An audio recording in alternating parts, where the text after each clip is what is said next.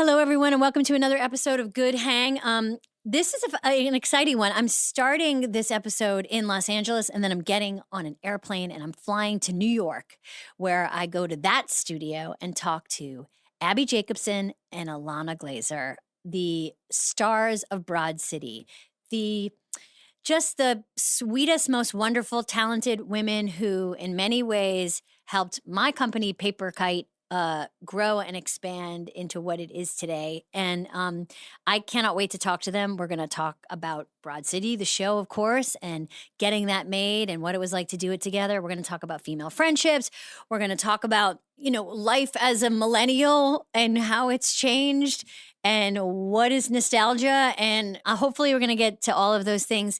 But I always like to start these episodes with people who know our guests, who have good feelings and thoughts about our guests and want to give me questions to ask the guests. And I thought no better people to ask than the women who run Paper Kite Productions, the co-heads, the co-presidents of Paper Kite, Kate Arend and Kim Lessing, who work with me every day and who are going to join me in this studio to talk about Abbi and Ilana. So, ladies, welcome. This episode of Good Hang is presented by Walmart. School supplies, we all remember getting them. I remember Trapper Keepers and so many colored pens, but now I'm sure there's a million more things to get. And thankfully, Walmart has essential back-to-school supplies starting at 25 cents, plus all the latest tech starting at $9. Who knew? Hello Kitty pencil cases, Nintendo notebooks, food-shaped erasers, Chromebooks, keyboards, and more at low Walmart prices. They even have Lilo and Stitch headphones. Who knew? Shop Walmart.com to score their favorite back-to-school tech and supplies.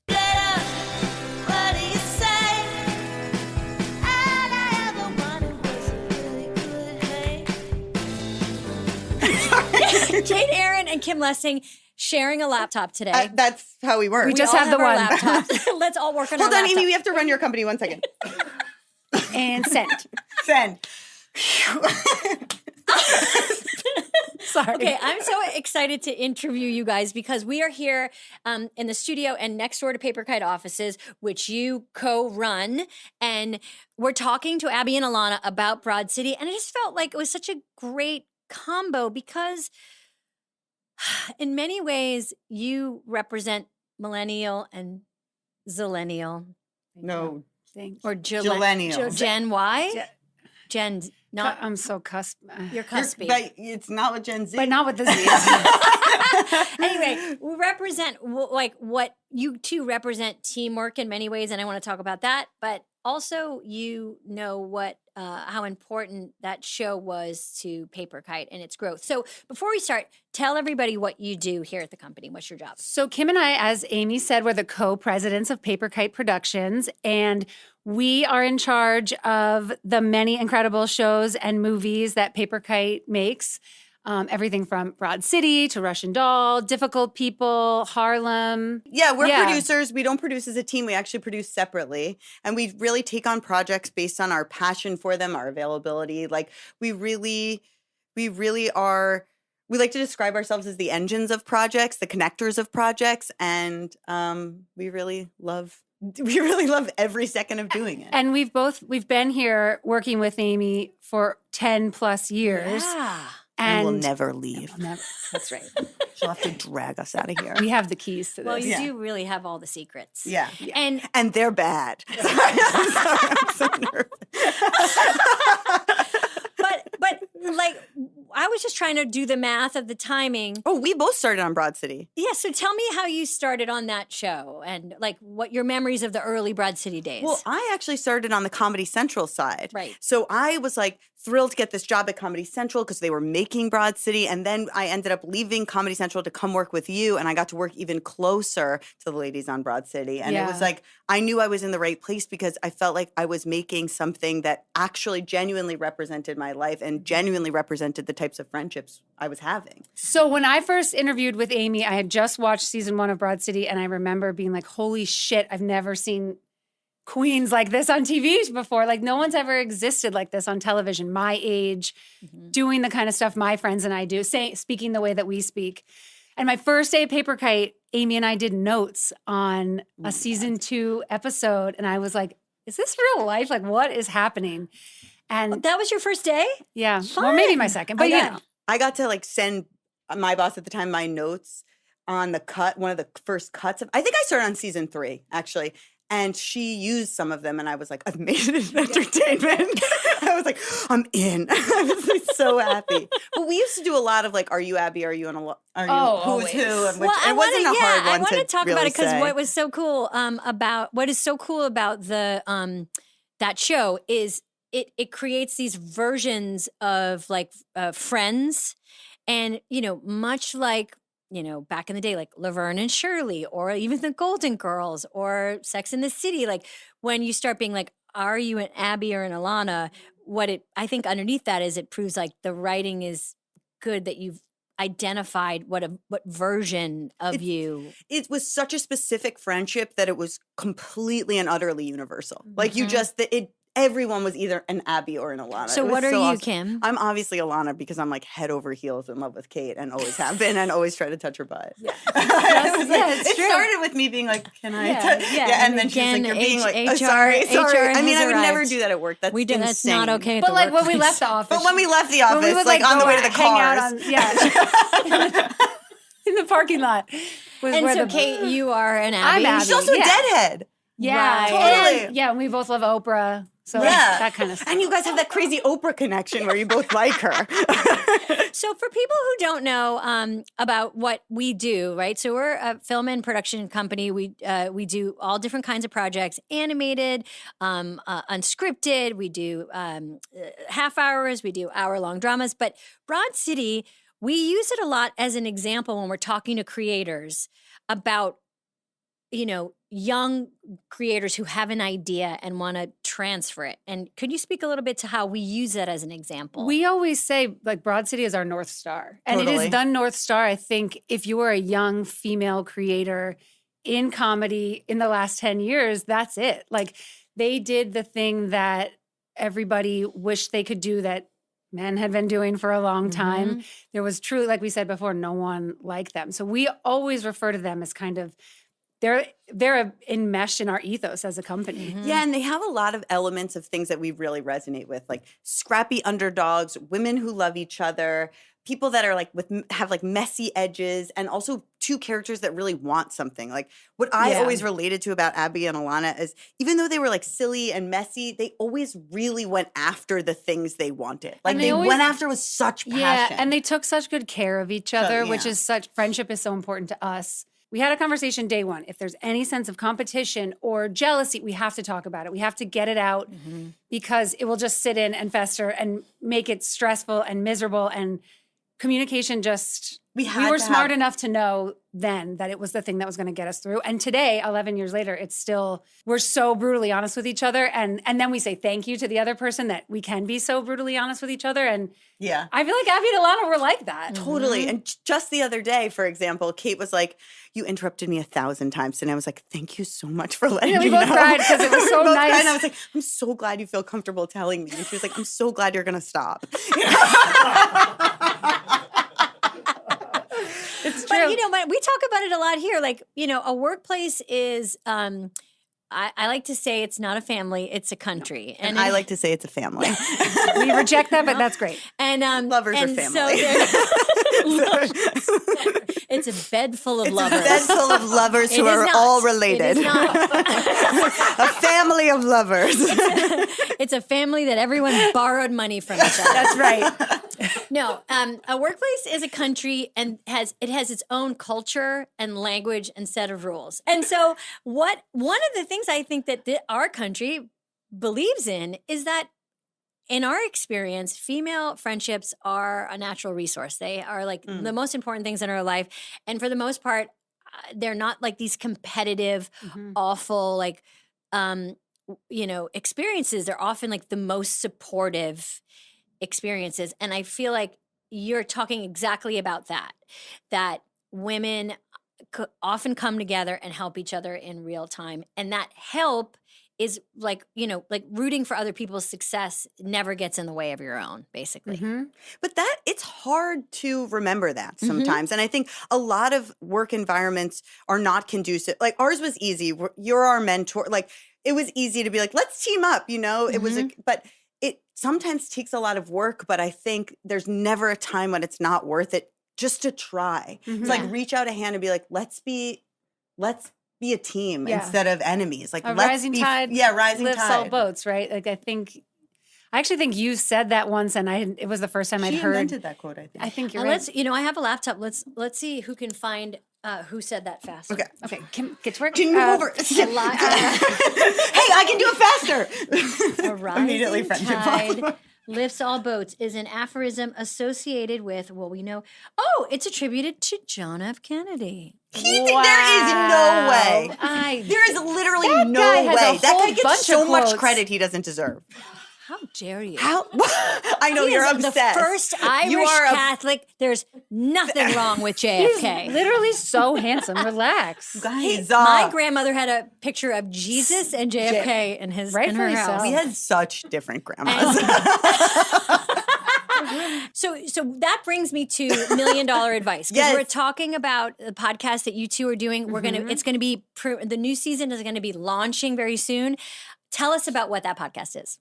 Okay, so our show, $1 Million Advice, is a work advice podcast where we have people call and email in and we answer their work-related questions. So it can be anything from like, how do I deal with my shitty boss, to Kim's dying for a question about what to do if your coworker owes you money. I feel like there's questions you guys are not asking us about, like you loan someone money for something and they just haven't paid you back. How do you ask? Like, how do you ask? When's it too soon? When's it gone on too long? Right. Great That's question. a good question. But basically, Kim and I, because of this amazing communication and partnership that we have, we're like, we got to share this because we're in on something. I mean, our advice is so good. It's $1 million advice. It's at minimum $1 million advice. It's so good. And and we get each other through everything. And so many people don't have this kind of like work friend, work sounding board. They don't have an Ilana to their Abbi and or Kate to their Kim. Right. Some would say. Right. So we want to be that for people. And, our first season is like full of the types of questions we're interested in answering. And we're hoping for that money question in the second one. So we're making more. How can people send in questions? $1millionadvicepod@gmail.com. And they can send an email. You can leave a voice note, whatever your fancy is, and we'll get back to you. And we'll figure out if you want to call in. We'll solve all your problems. We'll fix your life. That's the thing. It's like, you're wondering, like, how do I fix my life? What do I do? It's like so easy. Email $1 million advicepod@gmail.com and it's done. Okay, perfect. And then I'm going to get an airplane. I'm going to fly to New York. That's great. What question do you think I should ask Abbi and Ilana? I have a good one. Okay. I think I have a really good one. Okay. So when you make a show together, it's like having a new baby. Like you're all work all the time. And I was curious, like, what things they did to fill their friendship cup and make sure that they were still like in love, staying in love during like the hardest, longest hours. Great question. I know. $1 Million Advice. We're going to check that out. We're going to talk about it more. Abbi and Ilana, we're going to see them in New York. Thank you guys so much for coming across the street to this studio from our offices. Thanks for having us. This episode is brought to you by Uber Eats. Summer is here, and you can now get almost anything you need for your sunny days delivered by Uber Eats. What do I mean by almost? Well, you can't get a summer blockbuster delivered, but you can get a block of cheese. A cabana, that's a no. But a banana, that's a yes. You know what I like to order from Uber Eats? Batteries. Don't eat batteries, but I often need batteries, and you can get batteries from Uber Eats. Get almost anything delivered with Uber Eats. Order now. For alcohol, you must be legal drinking age. Please enjoy responsibly. Product availability varies by region. See app for details. You are a little raspy today because of your Broadway performances. That's right. Congratulations. Thank you so much. And I cannot wait to talk about it. It's Me too. very exciting. Abbi and Ilana are here today. My children, wives, sister, partners in crime. I'm very excited you guys are here. Thank you for doing this. We're so excited to be here. I was thinking about our talk today. There's just so many things to talk about today, and I was like so excited. Oh my gosh. Like I have a paper and everything. For people that don't know, Broad City was a long-running show on Comedy Central that Abbi and Ilana wrote and starred in and directed and produced and created. And it was and is like this really important show for a lot of people. And I was thinking about the last scene today. What happened in the last scene? And what were you trying to say in it? And has it lasted? That scene came as a vision to Paul W. Downs. Do you remember that? That's right. He came in, we were writing, we wrote part of season 5 in LA in an Airbnb. And Paul came in one morning and he was like, I had a flash of the last moment.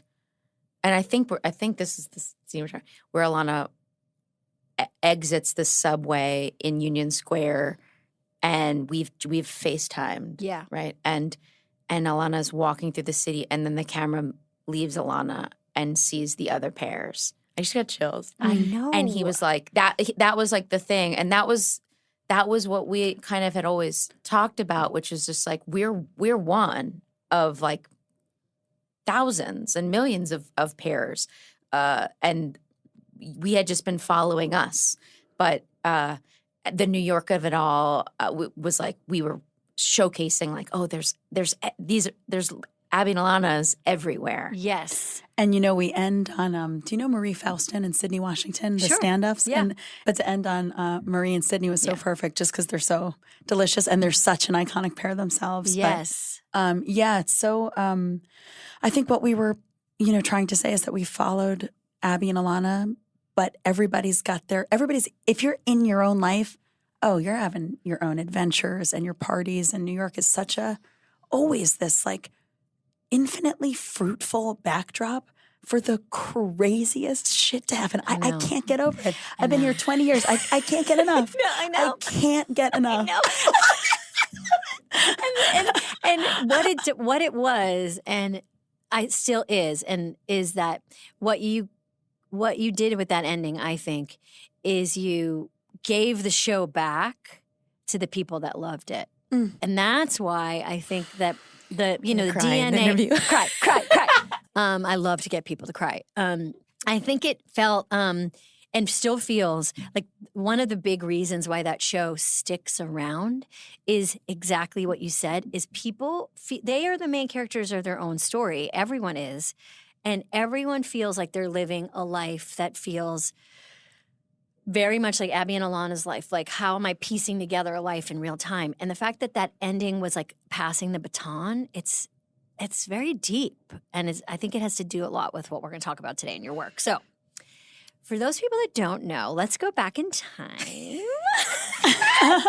to little tiny babies. Ilana's 19. Wow. Right? And Abbi, you guys met what age and where did you meet? How did you two? 22. This is so funny that this. I knew this was happening, but wow, 19 years ago, my dog. Yeah, this is actually this is crazy that I did this last week. We met in a what last week? Oh, I'm gonna get to. Oh, copy that. We met ayahuasca. I did ayahuasca last week, and I went right back there to 22. No, but we were in an improv practice group. Like, we were both taking classes at UCB. Yeah. I had just graduated college, moved here. You were still at NYU. You take classes at UCB, and then you're like, we got to form a practice group like after school or like at night after your day job. Our mutual friend, Tim Martin, I remember he was like, I'm in this class with these two, it's a brother and sister, and they're great. Like, can they come and practice with us? And we were like, yeah.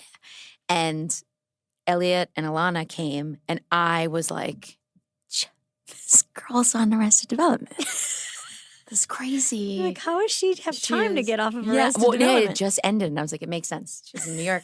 Makes sense. You're on like a huge network show, and then you go do practice. Yeah, I was like, improv she's definitely groups going to be in my practice group in New York. And just it makes sense. Well, I mean, this is how I remember move. it. This is my side.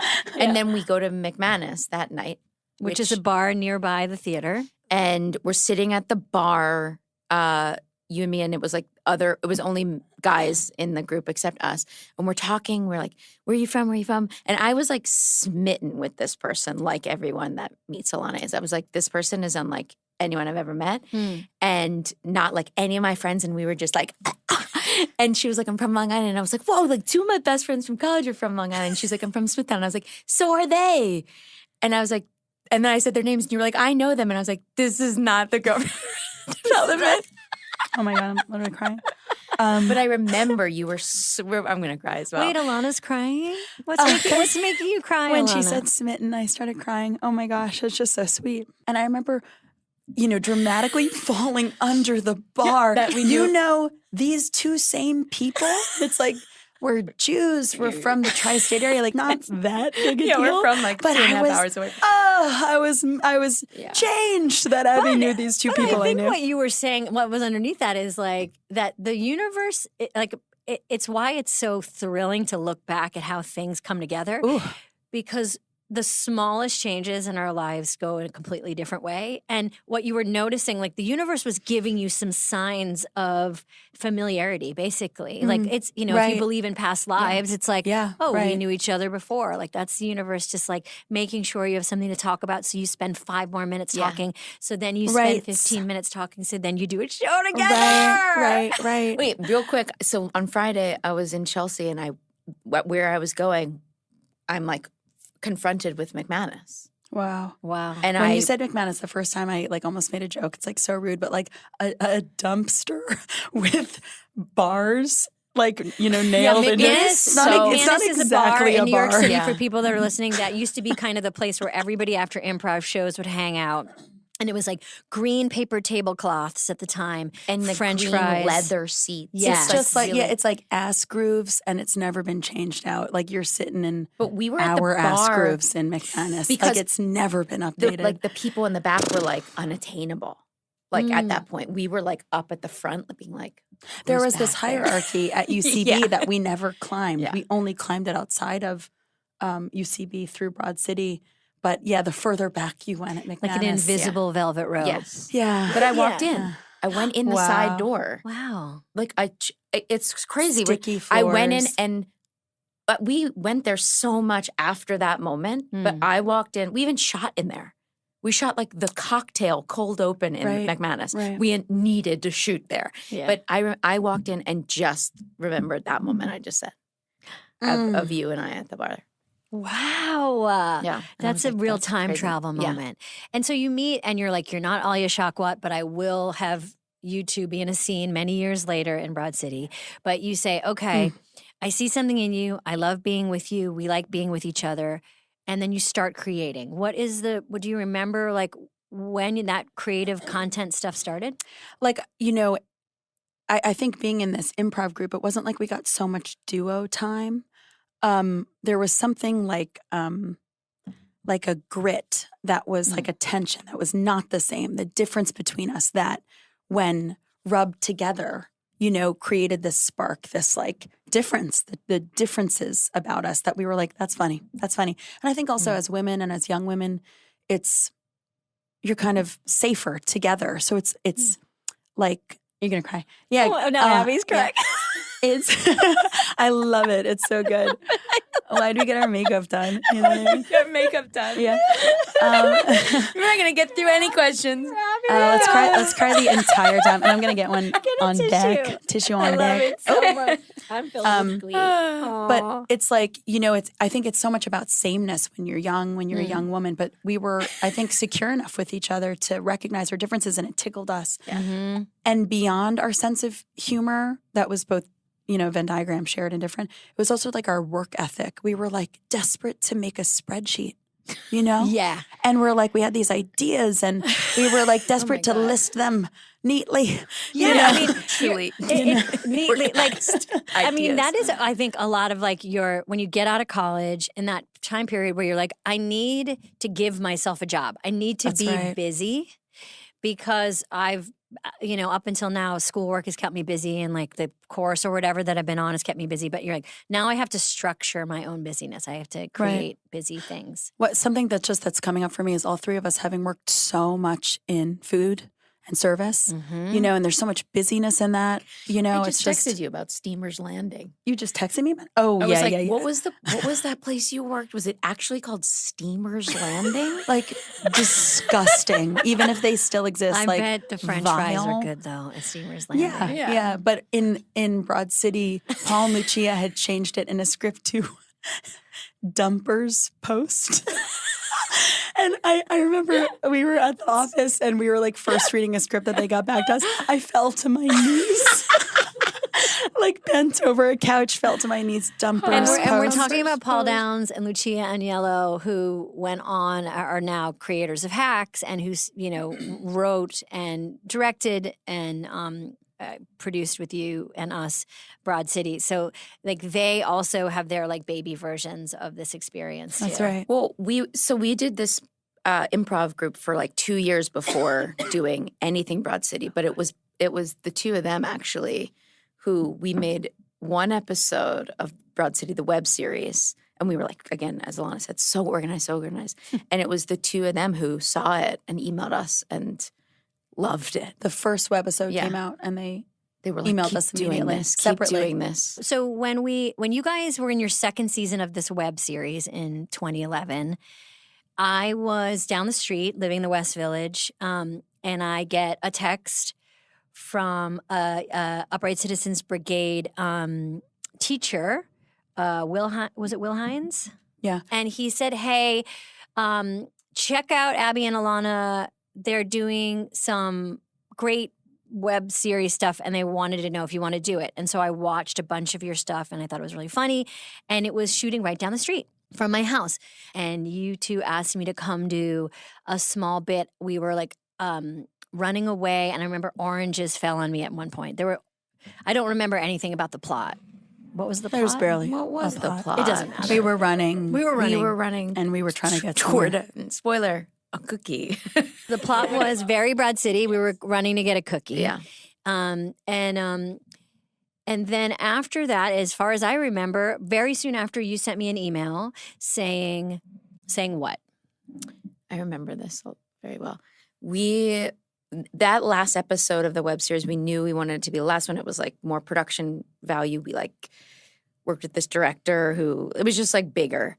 And we emailed you with the cut maybe of it and said, this is we've been thinking and we want to go to LA and pitch this as a show. Would you ever consider being the executive producer on it? We were also like kind of excited that we were like pretty much the same height. And when we first met, and it was just like, this is funny, you know, like Yeah, we all kinda love being short. literally seeing eye to eye. Yeah. And I remember being like, well, we might send it to Jonah Hill. And we knew we were going to ask you, but we weren't going to ask you on the spot that I'm day. just here to say it was a genius move to say you were going to send it to Jonah Hill. Girl. Incredible move. Girl, your face, I will If never you hadn't forget. mentioned She it, goes would like you were this. like, She goes, no way. that's what you did. I remember being like, whoa, what? I remember just being like, She was like pissed, immediately pissed. immediately like in the race, like Yep. taking, like immediately, because I am competitive. But I remember thinking like, no, Jonah Hill can't have Broad City. Like, so. And this was not a ploy. No. We really Yeah, were like, yeah, I think we were like, whatever. Jonah Hill. You know what I mean? Whatever. But like, you know, but I remember your expression, you know, and Yeah. like, I don't know. I remember just thinking later, like, you know, it's always smart to. It's like in relationship, Yep. it's okay sometimes to be Yep. like, you're not the only one circling here, honey. I'm dating, babe. I'm dating. Yeah. You think I'm just waiting around? Yeah, I'm dating. not monogamous. Okay, we're open. Yeah. So you sent me the email, and I was like, "Let's go, we're in," and we started developing together. And Wait, then, can I just say one thing? Yeah. Your response to that email, I think, was the biggest celebration of the entire 10 years. Like, I remember it was on my. I think I Oh, I have called chills. you, and I was like shooting some short and film she was upstate. like upstate in the middle of nowhere. I was like, Ilana, you clearly didn't open your email, and like we were freaking out. I was like, I think I had to leave a party. I left a birthday party. It was like it was honestly, crazy. because- That was it. I remember all the other milestones, but you saying you were going to, that was like your hero believes in you. That was crazy. Oh, I'm glad And then you you feel remember that way. we met. Okay, you were like, well, let's meet about it. And we're like, okay, let's meet about it. We met before we met. for like a good hour. And we were like, okay. Just to like pre-vomit, you know? Yeah, what I we mean? were like, yeah. And we're like, what's it going to be? Like, it could be anything. Just in this hallway, like before we met, I was like, this forever kiddo, Amy Poehler, like you can just picture what your parents saw you as in the doorway at 8. Like you're always that like, hey, you know, and like the way you just walk down the hallway to greet us, that was how you walk down the fucking street. She's like, hello, you know, like all sunshine. You're wearing these like cute sunglasses and a dress and it's just sunshine and this like, ooh, you're like your like heart is on your sleeve and it's you at 8. And we were like, that it was surreal. That was like really like trippy, gloopy. The whole lunch was like as though I was tripping my balls off. Meeting after it as well. Lana and I spent a whole day together around the meeting. Because I remember we were like, she watched every like you came with comes with a legal you were like, pad. we got to make a teaser. We made the teaser from the web episodes and the legal pad going through our silly little webisodes, what you thought of each one, and we were like, mama. We were like, what is going on? The thoughts and the I don't know, real opinions. And we were at, which I'm not going to say where. We were at a restaurant where we were like, this is clearly Amy's favorite restaurant. Got like, you know, those like sort of. I was like saying hello to everybody. Yeah. Hello, George. How's your wife? Oh my Diane. God. And we're like, we'll just get toast. You know, like we Whatever don't even you know how have, to whatever order you at usually this get. time. Yeah. You know, what do you get? Well, we'll get that. You know, like just not even knowing how to have like be a person It's so around. funny. I mean, I have just nothing but like exciting bottom of show mountain memories of it. And, you know, one of the many reasons why I'm so thrilled that we're talking today is like, to put it in perspective for me, Broad City made me feel like a real producer. I had been producing on Parks. I had produced other things and stuff that I had done. And, you know, we had technically produced our UCB show, even though we didn't know what that was. That was what we were doing. And our sketches at SNL. But Broad City felt like the child that made me the mother. Like, and it's still, when I think about it, I feel so proud to have been along for the ride and just being helpful in any way. But I learned so much from watching the two of you. I learned so much from like trying to advocate for the show. I learned so much about what kind of stuff I wanted to make. I'm just gonna fully cry now. Oh my God. This is it now. It's just, oh my God. And then plus the voice, it's like gonna seem so insane. But it's like, dude, like it's just like you, I don't want to cut you off. No, But please. it's like, you know, I remember this one time that we had lunch or whatever, and like you talked about the sexual politic of the show, and I was like, politic. And then I remember like, then we'd be like out talking and I'd be like, well, what we're really trying to do is the sexual politic of the show. Oh my God. Can I have like a full tissue? This gross half tissue. But talk about sexual politic for a second. I've said this before. Immediately what I learned, and this is why I love, like the best thing about getting older is like being less and less certain about everything. If you're doing it right, you just know you're supposed to let go of the grasp of the things you think you know.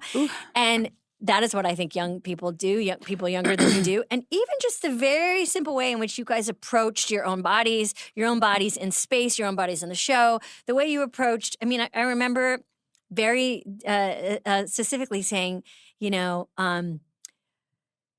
if you don't want to get in your underwear for this for this scene in the pilot, if you guys feel uncomfortable, and you're like, we wrote it, we are the ones writing that we're in our underwear, and we're so comfortable with how the dynamic is in the scene. We're so like, thank you, good looking out, but you're kind of missing the point in a way.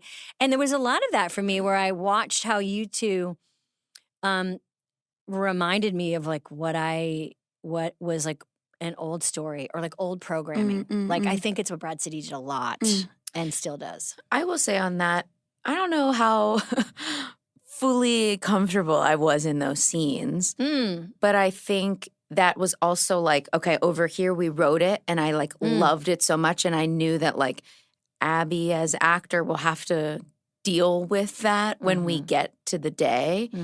And for me, that, like, I feel like that, like, Broad City was in a moment for me of, like, a little bit later, like, huge growth. Like, I feel like I grew up a little later. I'm going to fully cry. Like, and in so many ways because of Ilana, which is so, like, the Abbi and Ilana. That's what's happening. We're all in, like, such it's what's happening. Like, the luteal phase. confidence.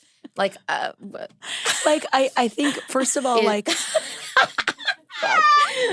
But the confidence, like, of that dynamic of, like Abbi is the insecure one and Ilana's got this, like, bravado. And that's, like, something that I was, like, learning right alongside the character because that was real. Yeah. You know, like, us being sorry, I'm laughing. We are. But us being the hottest women in, like, any room is, like, that was, like, not how I approached going out. And I would go out with Ilana as a friend, and that would be like, and I don't know if that was like a fake it till you make it, but that was like the charge of, like, yeah, you know, we are.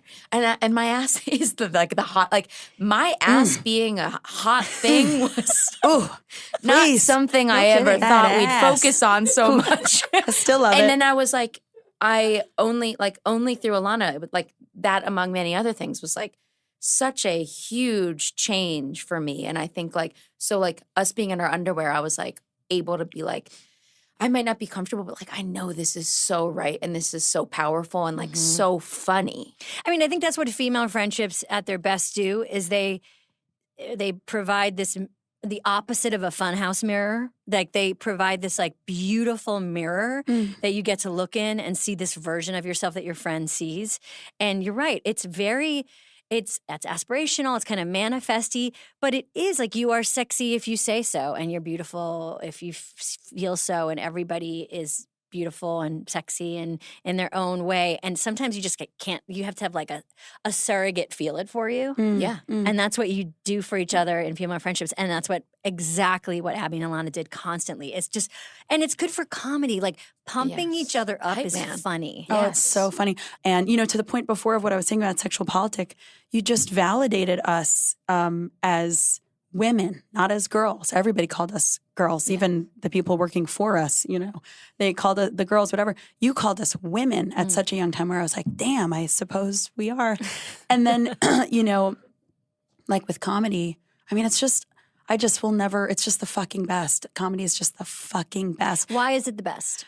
Because it's like, it's this cosmic container that just lifts you up off the ground of, like, the systems we're rooted in and just connects people so efficiently. Hmm. It's so efficient, you know, just whatever. Obviously, farts are the funniest. Someone farts. I disagree. Really? I'm not the biggest fart is funny fan. Like, if somebody farts in a context where they're not supposed to, you don't giggle? I don't think...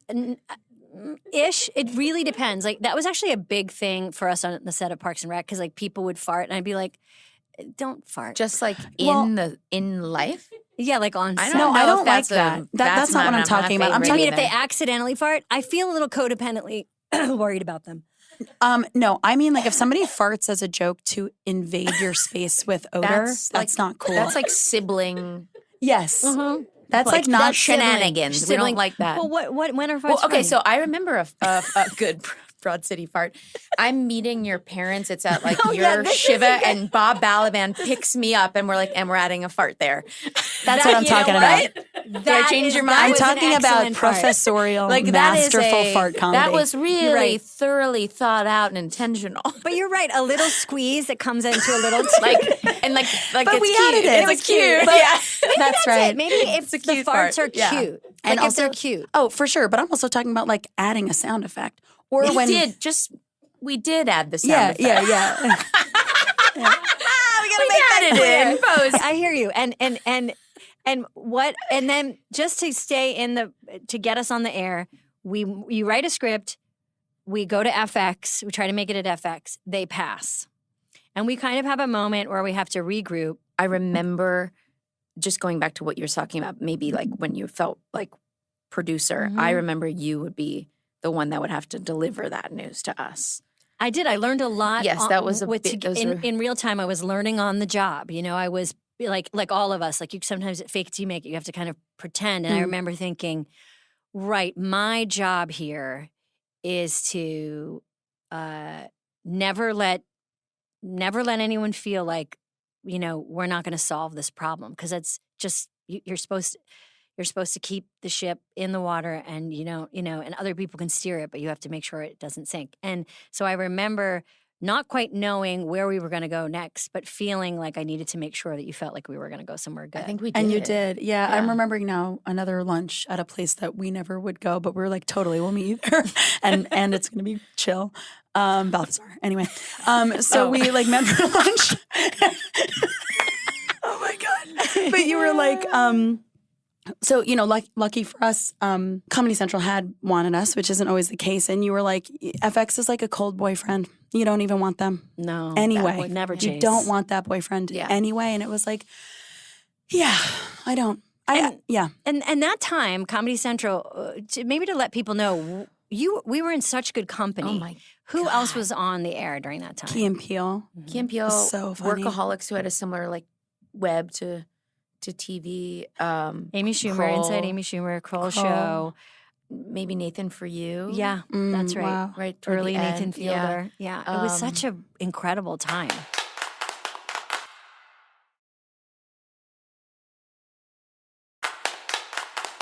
Why do you think it's it's like sprung back in this way right now? It must feel good to have people still come up to you and say they love it and say who they think they are. And It's also like such a newly, as we are like becoming like literally middle-aged adults, it's like such a sweet connective thing when people talk about it. When we were younger, they thought we improvised it. We were like, we work so hard to write this over and over and over again. Mm-hmm. It's just improv, it's slapped together, and that we're like stoned, like if they're meeting us on the street, that we're stoned in that moment or whatever.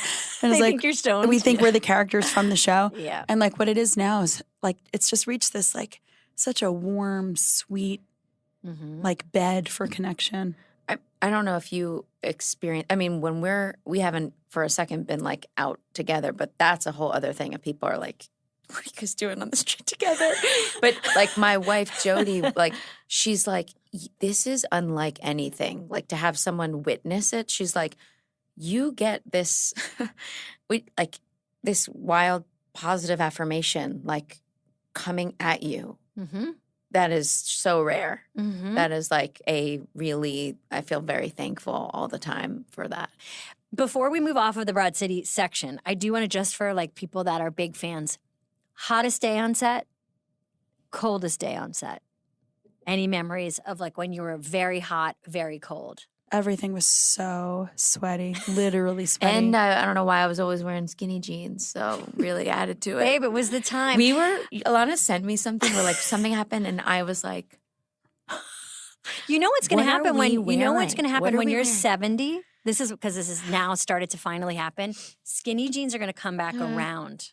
And people are going to be like, this is so cool. These really tight skinny jeans. And you're going to say, I used to wear, it's wild. Like, Here's hoping. I don't Because, know, but maybe. I mean, remember skinny jeans? I mean, what, I'm trying to think of like still good out there. They're still jeggings. going out. Jeggings. I still see people in them. yeah, I see millennials being like, fuck you. I don't care. I'm Yeah. wearing skinny jeans. I feel organized in them. Absolutely. And I'm like, get it. Yeah, well, that's what I mean. It's just now it's like all the way around to if you're wearing skinny jeans, you're a confident person. Yeah. You're, But I also had these straight down bangs for a lot of the show. Yeah. And I remember they'd just be fully soaking wet. It's so hot. Sop and wet bangs. Marcel would have to be like, we dry the blow bang. drying your Yeah. bangs. That's so funny. It's so funny. Guest stars. Who comes to mind as people that when you just like pops in your head is like, oh, that was a fun day. That was a good moment. There's so many great people that came through the show. Like, RuPaul just cracks me up. He was so like studying his lines and saying them to himself that I was like, damn.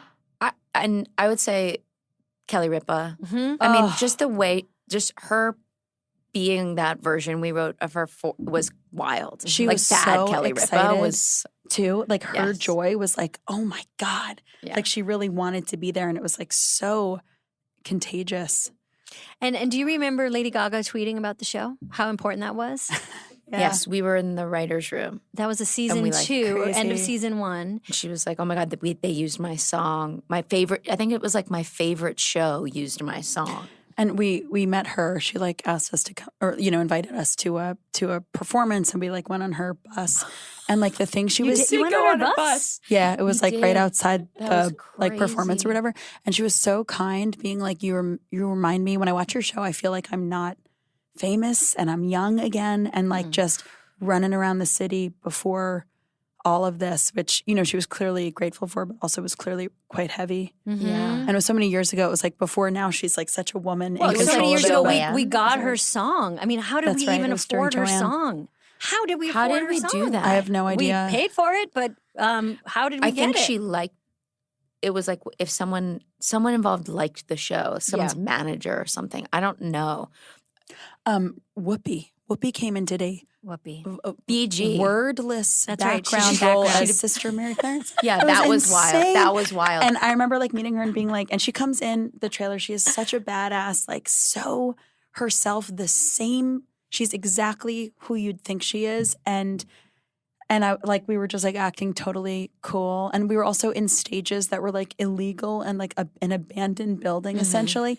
And I was like, well, she was like leaving and I was like, thanks so much. It meant so much to me. And then she left and I like immediately like turned around and wept and like cried in rubble, in like Bushwick rubble that we were filming in for some reason. Because she was so, not only did she do our show, but like such a real ass bitch, such a like a comedy girl, real woman. Oh my God, Shania Twain. I think about that a lot actually because we got her to say, "Man, I feel like a smoothie." I think about that a So lot. game, so game. She was like, that was like so crazy. Yeah. She did that for. I mean, You're pointing at me. You. Oh, well, I'm like, that should be a show. That was the bear. we yeah. did the bear before the bear. You did the bear before. We did the bear It's before the bear. true. You're right. And for people, there was a scene where I was in the back of the kitchen, and there was a whole drama with me and Seth Morris. Another, You guys were which was exes. We were Brilliant. exes, and we just created a little bit of a thing. So good. And you're right. You know what? The bear stole. No. The Bears I agree. stole from Broad City. Yeah. You heard it here and first. you directed that. Yeah. I mean, what the fuck? What the fuck? So we do this thing where we talk to people about our guests before they come on. And I was really trying to think about who I wanted to talk to. And what organically came up for me was Kim Lessing and Kate Arend, the producers, co-heads of Paper Kite, have worked together for 10 plus years. They are millennials, and they started when Broad City was, I think Kate's second or third day was we were doing notes on like episode 2 of Broad City. So I asked them what they would want to know from you. And from a workplace perspective, they were curious, how did you two keep your relationship, your actual intimate friendship healthy while you were working together? And like, as you've gone on to work on other things, like how do you keep your workplace healthy, knowing what you know now, and how did you do it then too? How do you like to work, and what do you bring into your work to keep it healthy? As incredible as it was to make Broad City, it was like we would like always make sure to have a little time up top to connect and catch up. LOL, catch up from 12 hours ago or whatever it was. But like, but like it feels like so, I don't know, so human to now have dinner and just be, lately we have been like crying so much. It's so like juicy and delicious and nutritious and sweet. But at the time it was very much slotted in to catch up. And things would always make their way into the comedy, which is cool, but it's not the same as it being its own, just for the sake of its own beauty, you know? And I think we knew that the catching up was essential for the thing. Like we knew that like it's so derived from us. So like we had to kind of like catch up and be like, okay, write that down for this thing. What helped you during those times? Like, what was the stuff you like? Did you pick your battles? Did you? Well, I think like something also was like, I'm thinking about it too, because like there was tension, like rise and release of tension constantly. And I think like a lot of it was like boundaries and space and being like, see ya later. Yeah. And like taking the space. We didn't like hang out. I think when we were doing it, we weren't like, we would see you on Monday. We weren't like we as weren't our hanging friends out anymore. as friends. No. During Yes. Broad City, No. we couldn't. Yeah. So it's almost like you had to put that a little bit aside, just like not let it atrophy, but not give it a lot of oxygen while you were doing the show. Yeah, it was very like after school club. You know what I mean? In that it's like this thing of like slotting in 45 minutes to talk before we focus. It's like it is so like it feels so beautiful now to like just not have a task at hand, you know? But during that time, even though we weren't on the weekends, I would be like, you know, if something was happening, I'd be like, Ilana, I'm going on a date. Like, what do I wait? It wasn't like, don't speak to me. Sure. It was just like, after truly like 12, 14 hours of Monday through Friday, we were like, let's not do dinner on Saturday. Who did you go on the date with and what did you wear? Well, I do. I honestly will remember. I remember like this is post Broad City. I saw you the day before I met Jody. Oh my God. And I was like Your telling wife. you what I'm going to wear. Your beautiful wife, Jody. And like Ilana was Wait, like, tell "What should us I wear?" that story. You God. were going on a date with We Jody? were in LA and you were staying at Liz's house and I was like, I'm going on a date. By going on a date, it was like so deep COVID. She was like coming over to my house to the patio. And I was like, I think I'm just going to wear like, I know what I wore. I was like, I think I'm just going to wear a sweater and like black. I don't know. Like we were still doing that. And you were like, yeah, like don't do too much, you know? Totally. What you wear on a date's really important. Yeah. Because it says a lot. Yeah. I'm excited. I'm not excited. I don't care. I want to have sex. I don't want like there's a ton of things happening. Yeah. Yeah. And it worked because you bagged that babe. Yep. You have a bagged beautiful her you babe. bagged that babe. That babe was obsessed. And y'all are so beautiful and romantic. Like you're such a beautiful couple. Oh my I God. know. So like also hot. Hot. Hot as fuck. Beautiful. And both of you have had a very busy 10 years. You become a mom. Both of you have gotten married. Like you've both done a ton of different projects that you're writing, creating. Like there's so much that's happened. And I guess I was curious, like Ilana, motherhood is a big creative center in a lot of your work. It's you talk about it a lot on stage. You made a movie about it, Babes. You have this way in which you're like peeling that onion a lot. And what's it brought? How has it expanded you and your work? It just has organized everything for me appropriately. Things are just like in their right place now, like in my heart. And it's been so creative. And work also like is work.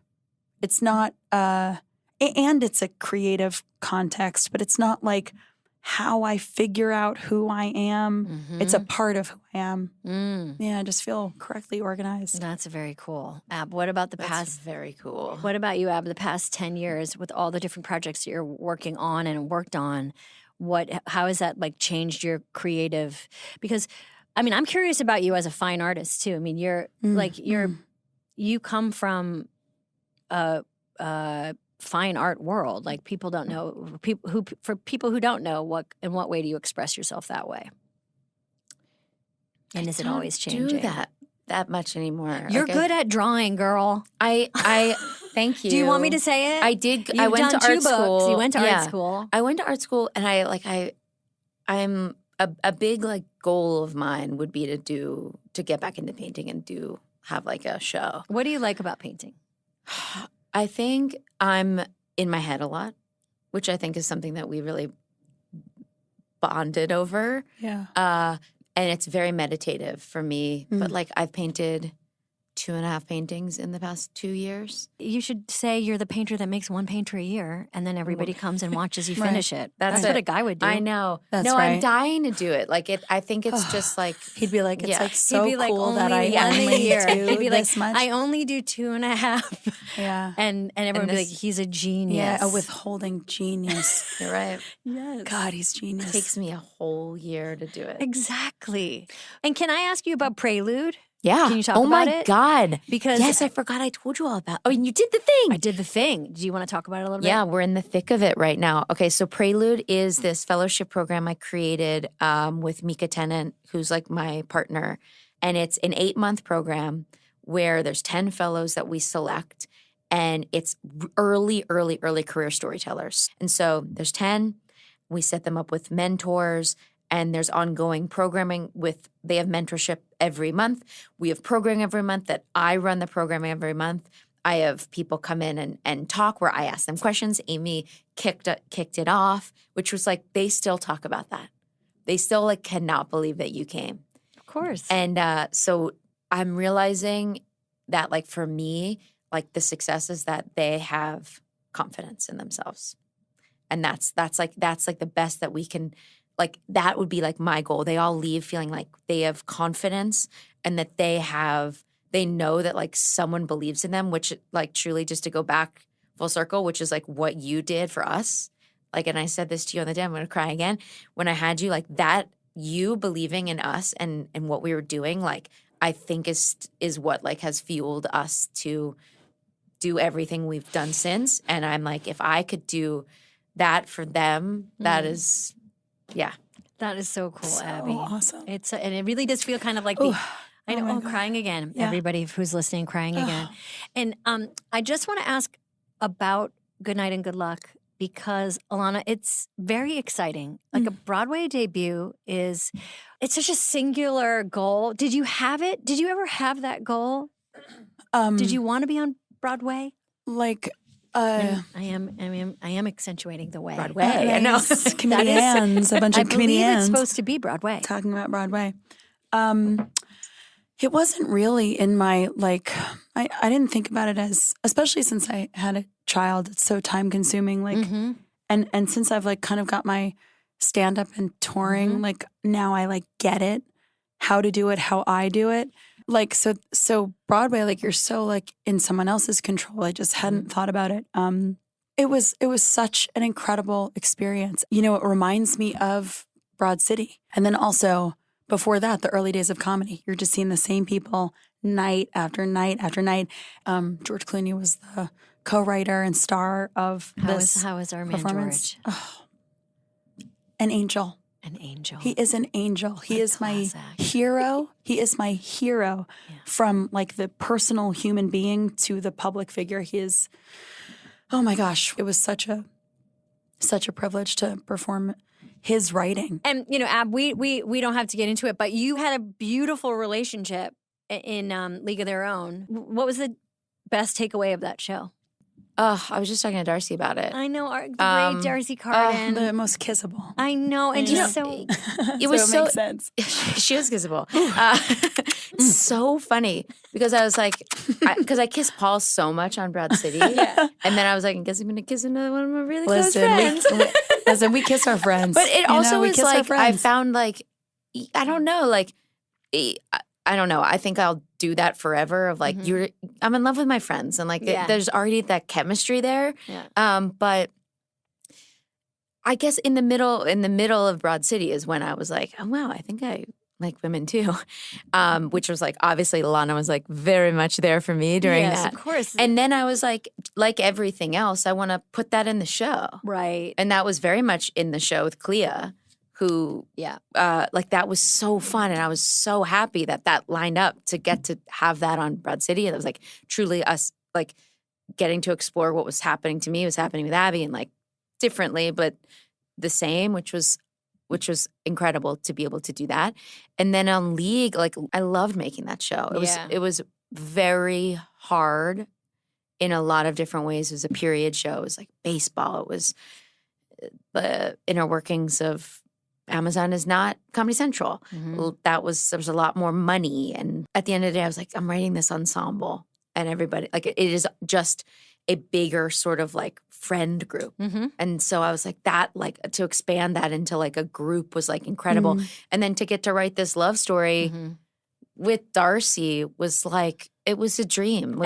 People really responded to that relationship and that story. Yeah, it's been a really cool, it's kind of like on the street kind of thing. I'm like, I know which one you're going to say based on what you look like. And having made comedy for so long, what's your relationship to comedy now? What do you watch, read, go to? Like, how do you make yourself laugh right now? What's making you laugh? Who's making you laugh? Like, what's the place when the world is getting really intense that you like, where do you escape?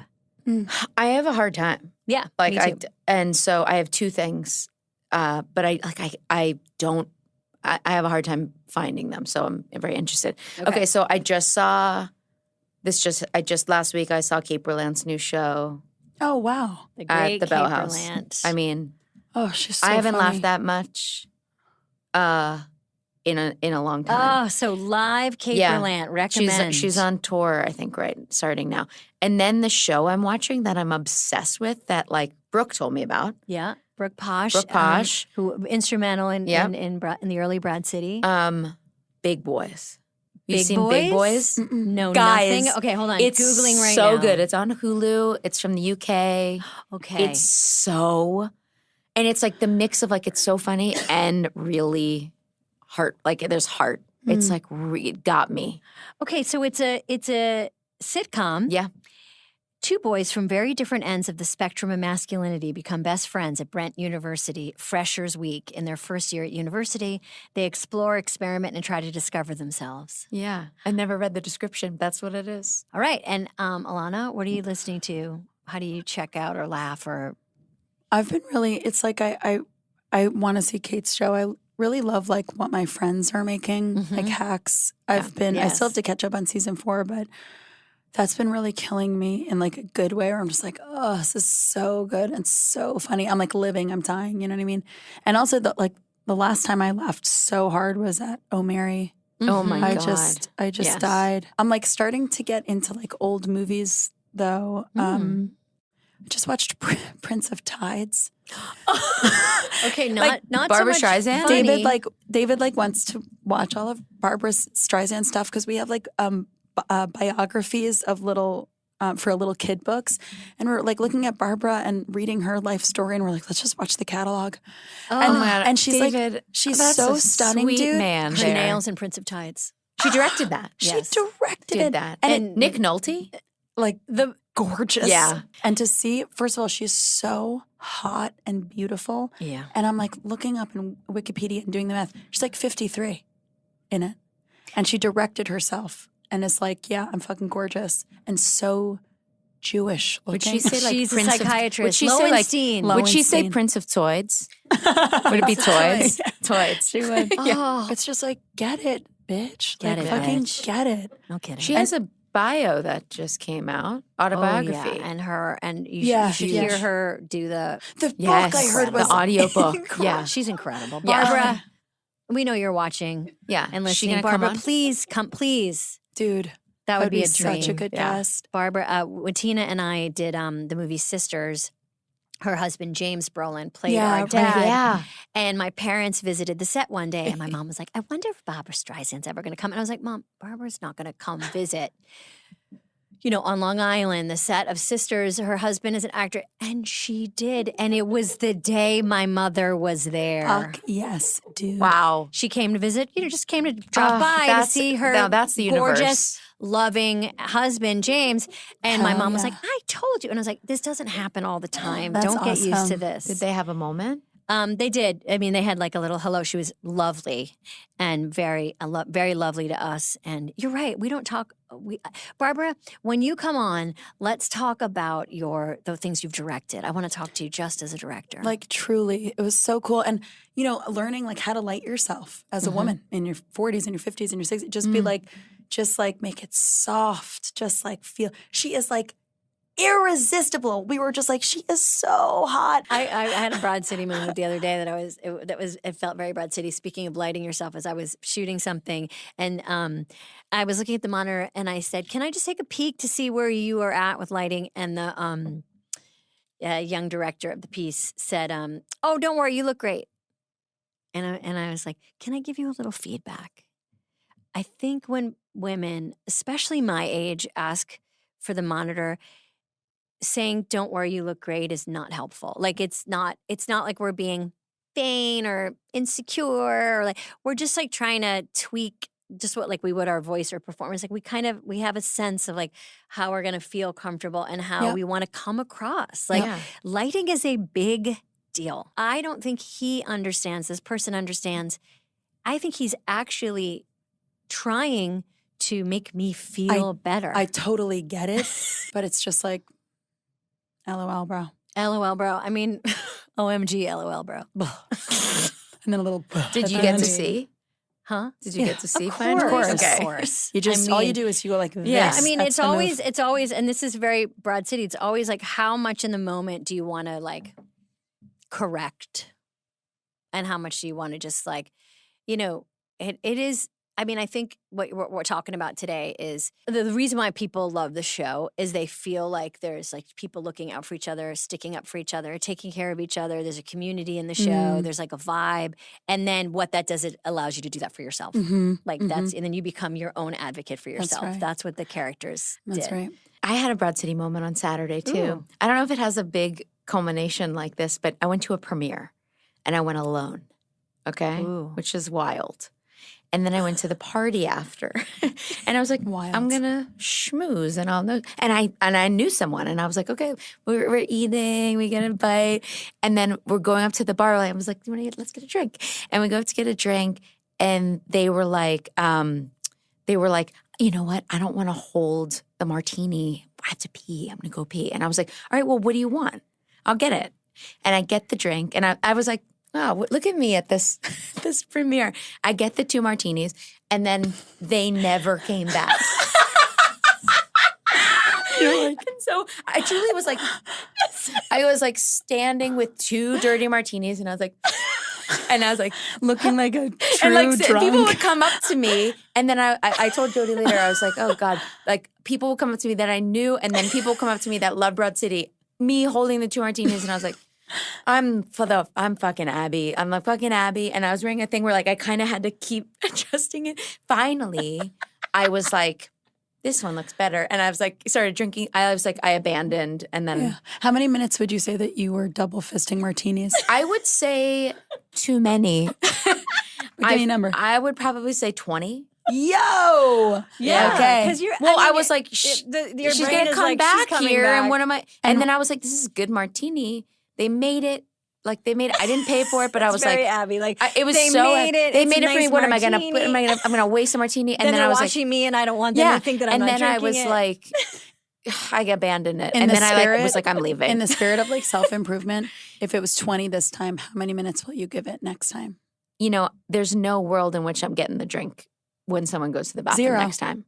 I think I'd be That's like, a good correction. I'll see you when you get back. I'm gonna get myself a drink. And That's Ilana, right. have you had an Ilana moment recently? Is there something that happens where you're like, oh, this is an Ilana moment?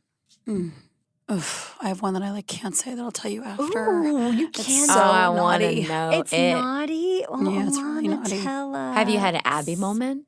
Us filling it in might be more fun. Kind of like what you were talking about with your show. Like us filling in what your Oh, yeah. Ilana It's moment like is. dot, might be dot, dot. babe. Yeah, let's leave it at that. Okay, but I'll tell you after. Okay, well, it is.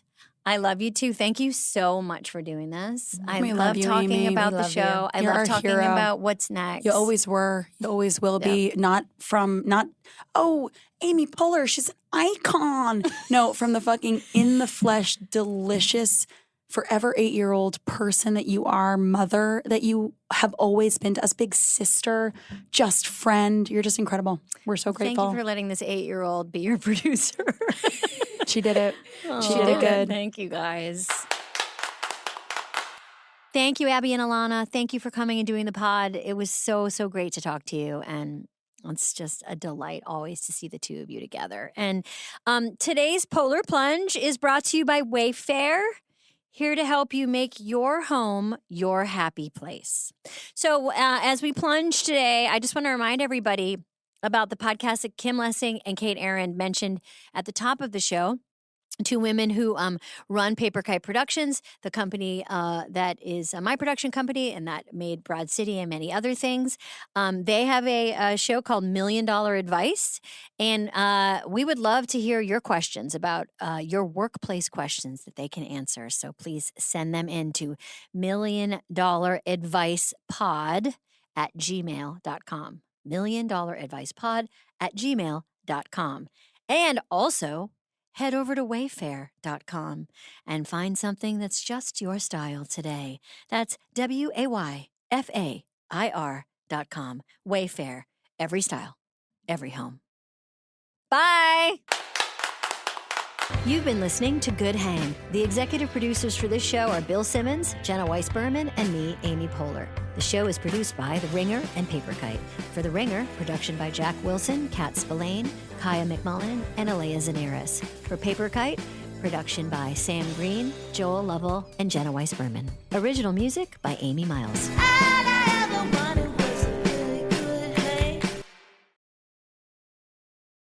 부분에서 벗어날 수 없습니다.